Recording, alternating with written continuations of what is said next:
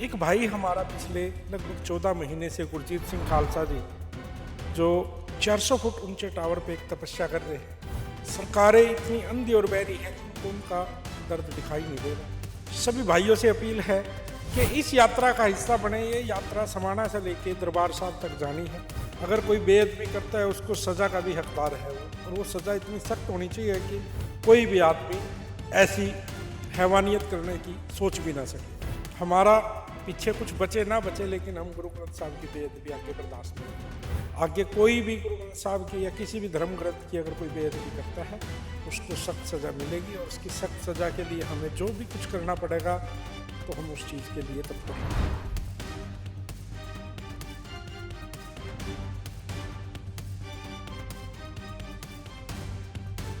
India focus 24 ਦੇਖ ਰਹੇ ਹੋ ਤੁਸੀਂ ਤੇ ਪਟਿਆਲਾ ਤੋਂ ਮੈਂ ਹਿਮਾਂਸ਼ੂ ਮੜਕਨ।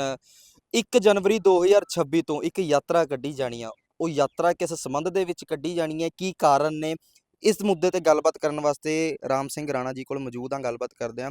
ਰਾਣਾ ਸਾਹਿਬ, 1 ਜਨਵਰੀ 2026 ਨੂੰ ਇੱਕ ਯਾਤਰਾ ਕੱਢੀ ਜਾਣੀ ਹੈ, ਉਹ ਯਾਤਰਾ ਕੀ ਅਸਲ ਦੇ ਵਿੱਚ? वाहिगुरु जी का खालसा, वाहिगुरु जी की फतेह। ये यात्रा सारे देशवासियों के लिए एक बहुत बड़ा मैसेज है।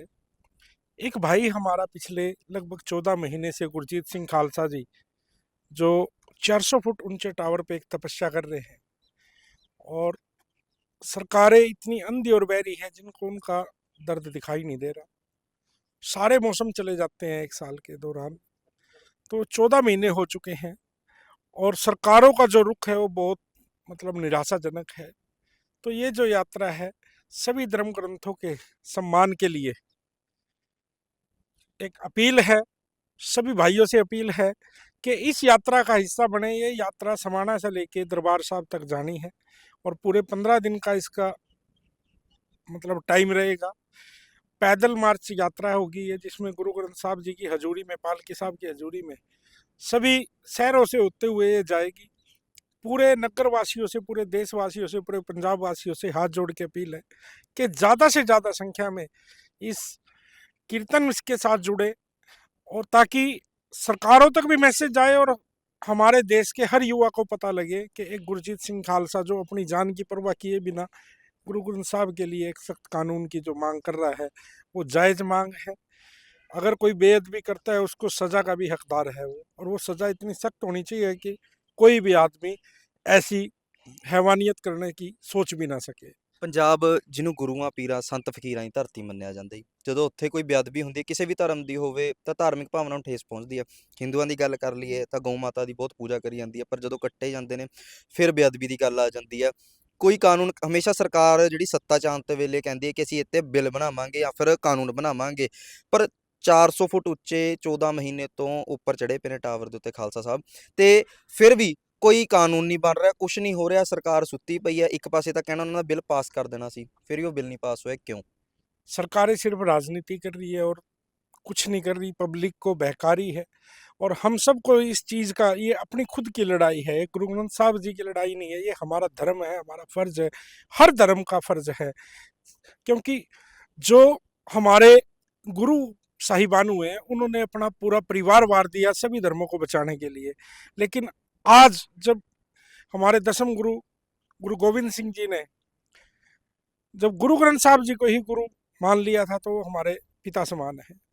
यहाँ आज हर आदमी की जिम्मेवारी बनती है कि वो इस यात्रा के साथ जुड़ के सरकारों को, सरकारें क्या हैं, सरकारें खुद भगवान बनी बैठी हैं। आज उस भाई को जो 400 फुट ऊंचे टावर पे जो तपस्या कर रहा है, किसी को उसका दर्द नजर नहीं आ रहा, उसकी हालत इतनी सीरियस है, ना जाने किस पल क्या हो जाए। और सबसे बड़ा मैसेज है, अगर परमात्मा ना करे, अगर उसको कुछ हो गया तो इसकी जिम्मेवार सरकारें होंगी। अगर हमारे भाई गुरजीत सिंह खालसा की किसी भी कारण से कुछ क्षति हो जाती है तो ये 15 दिन की सब यात्रा भी, जो हिस्ट्री का पहला होगा कि 250 किलोमीटर सब यात्रा पैदल चली है, 260 किलोमीटर।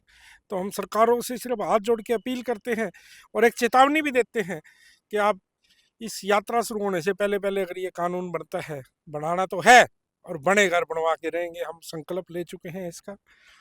हमारा पीछे कुछ बचे ना बचे, लेकिन हम गुरु ग्रंथ साहब की बेअदबी आगे बर्दाश्त नहीं होगी। ਤੁਸੀਂ ਕਿਹਾ ਕਾਨੂੰਨ ਬਣੇ ਨਾ ਬਣੇ, ਆਸ਼ਵਾਸਨ ਤਾਂ ਉਹਨਾਂ ਨੂੰ ਭਾਈ ਗੁਰਪ੍ਰੀਤ ਜੀ ਨੂੰ ਪਹਿਲਾਂ ਵੀ ਦੇ ਦਿੱਤਾ ਸੀ। ਜਦੋਂ ਅਨੰਦਪੁਰ ਸਾਹਿਬ ਦੇ ਵਿੱਚ 350 ਸਾਲਾ ਸ਼ਹੀਦੀ ਪੁਰਬ ਮਨਾਇਆ ਗਿਆ ਸੀ, ਉਦੋਂ ਵੀ ਸਵਾਲ ਪੁੱਛੇ ਗਏ ਸੀ ਕਿ ਕਿਉਂ नहीं बन रहा कानून, नहीं, क्यों नहीं मैंने बन ये नहीं कहा बने ना बने, सरकार बनाए ना बनाए, ये बनाना पड़ेगा। ये सरकार इतनी, मतलब मैं कुछ कहना नहीं चाहता कि ना जाने कितने गुरु ग्रंथ साहब की बेअदबी या तो पता ही नहीं लग पाती, कितनी नीचे नीचे कितने हो जाते हैं कांड। अभी पीछे जम्मू में एक बहुत बड़ा कांड हुआ, एक दुष्ट ने 5 गुरु ग्रंथ साहिब जी को तेल डाल के जो जलाया। इससे बड़ा भयंकर और क्या सरकारें क्या चाहती हैं कि इसका मतलब कोई भी कुछ भी करेगा, नहीं बर्दाश्त होगा।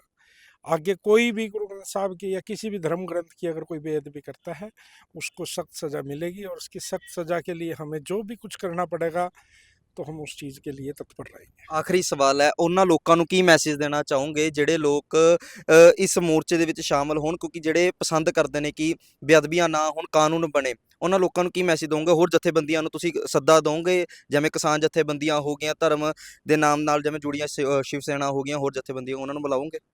ये किसी एक आदमी का, एक जत्थेबंदी का काम नहीं है, सर्व समाज का काम है, सर्व धर्म का काम है।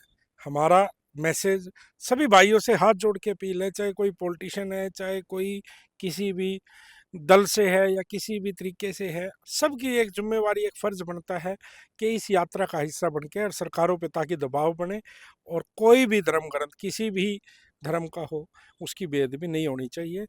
तो मैं सभी से हाथ जोड़ के अपील करता हूँ कि आप सभी एक साथ होंगे तभी सरकारों के ऊपर इस चीज़ का असर डलेगा, और ये जब तक दबाव नहीं बनेगा तब तक ये कानून नहीं बनेंगे। तो सभी एक होना सबसे ज़्यादा ज़रूरी है। ਧੰਨਵਾਦ। ਬਿਲਕੁਲ ਇੱਕ ਵਾਰ ਤਸਵੀਰਾਂ ਦਿਖਾ ਦਿੰਦੇ ਆ ਕਿ ਬੰਦਾ ਕਹਿ ਨਹੀਂ ਸਕਦਾ ਕਿ ਇੱਕ ਜਥੇਬੰਦੀ ਮੌਜੂਦ ਆ, ਵੱਖ-ਵੱਖ ਜਥੇਬੰਦੀਆਂ ਦੇ ਜਿਹੜੇ ਮੈਂਬਰ ਨੇ ਅੱਜ ਪਹੁੰਚੇ ਪਏ ਨੇ। ਕਾਰਨ ਸਿਰਫ ਇੱਕੋ ਹੀ, ਬੇਅਦਬੀ ਹੋਣ ਤੋਂ ਰੋਕਣਾ, ਬੇਅਦਬੀ ਤੇ ਬਿੱਲ ਬਣਾਉਣਾ, ਉਹਨਾਂ ਲੋਕਾਂ ਨੂੰ ਸਖਤ ਤੋਂ ਸਖਤ ਸਜ਼ਾ ਦੇਣੀ ਜਿਹੜੇ ਲੋਕ ਬੇਅਦਬੀ ਕਰਦੇ ਨੇ ਜਾਂ ਫਿਰ ਕਰਵਾਉਂਦੇ ਨੇ, ਕਿਉਂਕਿ ਪੰਜਾਬ ਗੁਰੂਆਂ ਪੀਰਾਂ ਦੀ ਧਰਤੀ ਆ, ਸੰਤ ਫਕੀਰਾਂ ਦੀ ਧਰਤੀ, ਕਿਉਂਕਿ ਕਿਸੇ ਵੀ ਧਰਮ ਦੀ ਬੇਅਦਬੀ ਹੁੰਦੀ ਹੈ ਤਾਂ ਪੰਜਾਬ ਨੂੰ ਸਭ ਤੋਂ ਜ਼ਿਆਦਾ ਦੁੱਖ ਪਹੁੰਚਦਾ ਹੈ। ਸੋ ਮੇਰੀ ਵੀ ਉਹਨਾਂ ਪੰਜਾਬੀਆਂ ਨੂੰ ਅਪੀਲ ਹੈ, ਜਿੰਨਾ ਤੱਕ ਵੀਡੀਓ ਜਾਂਦੀ ਹੈ, ਕਿ ਵੱਧ ਤੋਂ ਵੱਧ ਇਹਨੂੰ ਸ਼ੇਅਰ ਕਰੋ ਤੇ 1 ਜਨਵਰੀ 2026 ਨੂੰ ਸਮਾਣਾ ਟਾਵਰ ਮੋਰਚਾ ਦੇ ਇਕੱਠੇ ਹੋ ਤੇ ਆਪਣਾ ਹੁਲਾਰਾ ਦਿਖਾਓ ਤੇ ਪਹੁੰਚੋ, ਕਿਉਂਕਿ ਇਹ ਜਿਹੜੀ ਗੱਲ ਹੈ ਸਰਕਾਰਾਂ ਤੱਕ ਪਹੁੰਚਣੀ ਚਾਹੀਦੀ ਹੈ ਕਿ ਬੇਅਦਬੀ ਤੇ ਜੇ ਕੱਲ ਨੂੰ ਬਿੱਲ ਬਣੂਗਾ, ਕਿਉਂ ਨਹੀਂ ਬਣਾ ਰਹੀ ਬਿੱਲ, ਕਿਤੇ ਨਾ ਕਿਤੇ ਸਿਆਸਤ ਇਸ 'ਤੇ ਹੀ ਬਣਦੀ ਆ, ਬੇਅਦਬੀ ਹੋਣ 'ਤੇ ਹੀ ਸਿਆਸਤ ਕਰੀ ਜਾਂਦੀ ਹੈ। ਸੋ ਸਾਰੇ ਪੰਜਾਬੀਆਂ ਨੂੰ ਅਪੀਲ ਹੈ, ਇੱਕ ਵਾਰ ਜ਼ਰੂਰ ਪਹੁੰਚੋ ਟਾਵਰ ਮੋਰਚੇ ਤੇ 1 ਜਨਵਰੀ 2026। ਇਸ ਟਾਈਮ ਤੇ ਰਾਮ ਸਿੰਘ ਰਾਣਾ, ਹੋਰ ਜਥੇਬੰਦੀਆਂ ਤੇ ਰਾਜਕੁਮਾਰ ਸ਼ੇਖਪੁਰਾ ਰਾਣਾ ਸਾਹਿਬ ਸਾਡੇ ਨਾਲ ਮੌਜੂਦ ਨੇ। ਕਾਰਨ ਕੀ ਆਉਣ ਦੇ, ਉਹਨਾਂ ਤੋਂ ਪਛਾਣਿਆ। ਰਾਣਾ ਸਾਹਿਬ, ਅੱਜ ਤੁਸੀਂ ਸਾਰੇ ਜਥੇਬੰਦੀਆਂ ਦੀ ਮੀਟਿੰਗ ਹੈ, ਮੁੱਦਾ ਸਿਰਫ ਉਹੀ ਬੇਅਦਬੀ ਬਿੱਲ, 400 ਫੁੱਟ ਤੇ ਉੱਤੇ ਬੈਠੇ ਨੇ ਭਾਈ ਗੁਰਜੀਤ ਸਿੰਘ ਖਾਲਸਾ ਜੀ। ਕਿਉਂ ਸਰਕਾਰਾਂ ਸੁੱਤੀਆਂ ਨੇ? ਕਿਉਂ ਨਹੀਂ ਉਹ ਚੀਜ਼ ਮੰਗਦੀਆਂ ਜਿਹੜੇ ਲੋਕ ਮੰਗਦੇ ਨੇ, ਜਿਸ ਤੇ ਸਿਆਸਤ ਹੁੰਦੀ ਹੈ, ਜਿਸ ਤੇ ਵੋਟਾਂ ਮਿਲਦੀਆਂ ਨੇ, ਪਰ ਉਹ ਜਿਹੜਾ ਮੁੱਦਾ ਹੁੰਦਾ ਉਹ ਪਿੱਛੇ ਰਹਿ ਜਾਂਦਾ, ਕਿਉਂ? ਪਹਿਲਾਂ ਤਾਂ ਸਾਰਿਆਂ ਨੂੰ ਵਾਹਿਗੁਰੂ ਜੀ ਕਾ ਖਾਲਸਾ, ਸ੍ਰੀ ਵਾਹਿਗੁਰੂ ਜੀ ਕੀ ਫਤਿਹ। ਮੈਂ ਧੰਨਵਾਦ ਕਰਦਾ ਪ੍ਰੈਸ ਵਾਲੇ ਭਰਾਵਾਂ ਦਾ। ਜਿਹੜਾ ਮੁੱਦਾ ਹੈ, ਬਹੁਤ ਵੱਡਾ ਮੁੱਦਾ ਗਰਮਾਇਆ ਹੋਇਆ। ਭਾਈ ਗੁਰਜੀਤ ਸਿੰਘ ਖਾਲਸਾ ਜਿਹੜੇ ਟਾਵਰ ਤੇ 14 ਮਹੀਨੇ ਤੋਂ ਬੈਠੇ ਨੇ, ਜਿਨ੍ਹਾਂ ਦੀ ਆਵਾਜ਼ ਸਾਰੀਆਂ ਜਥੇਬੰਦੀਆਂ ਨੇ ਅਲੱਗ-ਅਲੱਗ ਤਰੀਕੇ ਨਾਲ ਚੱਕੀਆਂ, ਜਿਨ੍ਹਾਂ ਨੇ ਚੱਕੀਆਂ ਸੀ ਉਹਨਾਂ ਦਾ ਸਾਰਿਆਂ ਦਾ ਧੰਨਵਾਦ ਕਰਦੇ ਹਾਂ।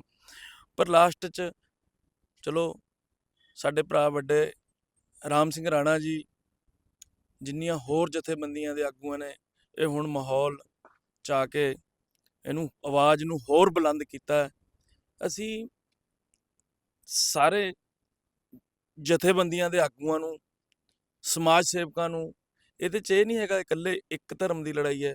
ਸ਼੍ਰੀ ਗੁਰੂ ਗ੍ਰੰਥ ਸਾਹਿਬ ਦੀ ਬੇਅਦਬੀ, ਕੁਰਾਨ, ਗੀਤਾ, ਬਾਈਬਲ, ਜਿਹਦੀ ਵੀ ਬੇਅਦਬੀ ਹੋ ਰਹੀ ਹੈ, ਉਹਨੂੰ ਰੋਕਣ ਲਈ ਸਖਤ ਕਾਨੂੰਨ ਦੀ ਮੰਗ ਕਰ ਰਹੇ। ਆਪਾਂ ਕੋਈ ਨੌਕਰੀਆਂ ਦੀ ਮੰਗ ਨਹੀਂ ਕਰ ਰਹੇ, ਕੋਈ ਪੈਸਿਆਂ ਦੀ ਮੰਗ ਨਹੀਂ ਕਰ ਰਹੇ, ਕਿਸੇ ਚੀਜ਼ ਦੀ ਮੰਗ ਨਹੀਂ ਕਰ ਰਹੇ, ਸਿਰਫ ਆਪਣਾ ਧਰਮ ਬਚਾਉਣ ਦੀ ਮੰਗ ਕਰ ਰਹੇ ਹਾਂ।